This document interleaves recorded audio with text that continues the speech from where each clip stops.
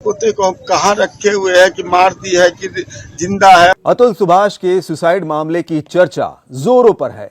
अतुल के केस ने इंटरनेट से लेकर सोशल मीडिया तक हर जगह सुर्खियां बटोरी और इस केस पर पुलिस ने कार्रवाई करते हुए अतुल के ससुराल वालों पर शिकंजा कसा। पुलिस ने खुदकुशी के लिए उकसाने के इल्जाम के तहत उनकी पत्नी, सास और साले को गिरफ्तार किया है और उन तीनों को पूछताछ के लिए बेंगलुरु लेकर गई है। पुलिस पूरे मामले की जांच को गंभीरता से ले रही है और हर उस पहलू को देख रही है जिसका जिक्र अतुल के वीडियो में किया गया था। हेलो फ्रेंड्स, मैं हूं अरविंद योगराज और आज बात इस खबर के उस पहलू की जिस पर कोई चर्चा नहीं कर रहा है। बात उस 4 साल के मासूम की। देखिए, अपने वीडियो में अतुल ने उस वक्त ये भी इल्जाम लगाया था कि उसे अपने बच्चे से मिलने नहीं दिया जाता था और उसने आग्रह किया था कि उनके 4 साल के बेटे को निकिता के घर वाले उनके माँ बाप को सौंप दे। इस सब जांच और गिरफ्तारी के बीच अब सबसे बड़ा सवाल यही है कि जब मां निकिता और उनका परिवार जेल में है और अतुल का परिवार इंसाफ की लड़ाई लड़ रहा है, तो वो मासूम बच्चा आखिर है कहां? आखिर अतुल और निकिता का बच्चा किसके पास है, ये एक सवाल है जिसका जवाब अभी नहीं मिल पा रहा है।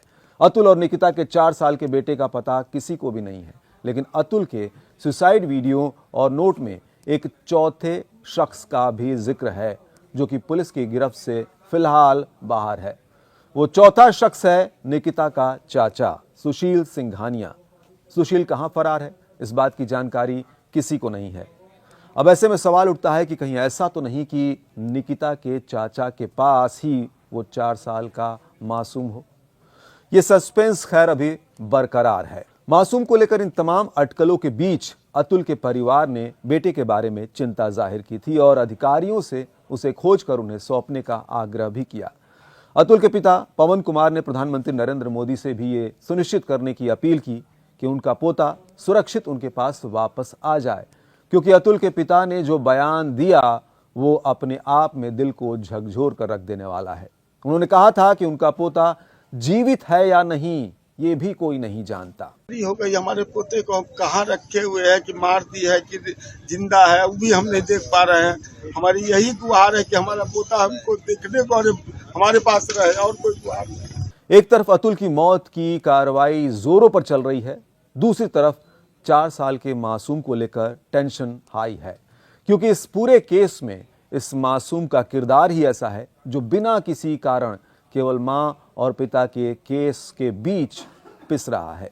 तो यह बात तो साफ है कि जब अदालत में लड़ाई अतुल और निकिता के बीच चल रही थी, तब यह बच्चा निकिता के पास था, क्योंकि इसी बच्चे के लिए वो अतुल से मेंटेनेंस लेती थी, लेकिन अतुल से उसे मिलने नहीं देती थी। अतुल ने अपने आखिरी वीडियो में ये चिंता जाहिर की थी कि उसकी पत्नी और उसके ससुराल वाले उसके बेटे को एक अच्छे वैल्यूज के साथ नहीं पाल पाएंगे, इसलिए उसने मांग की थी कि निकिता बच्चे को अतुल के घर वालों को सौंप दे। अतुल अब इस दुनिया में नहीं है, अतुल की पत्नी जेल में है, अतुल के माँ बाप अपने पोते के लिए रो रहे हैं, साथ ही बेटे को न्याय दिलाने के लिए संघर्ष कर रहे हैं।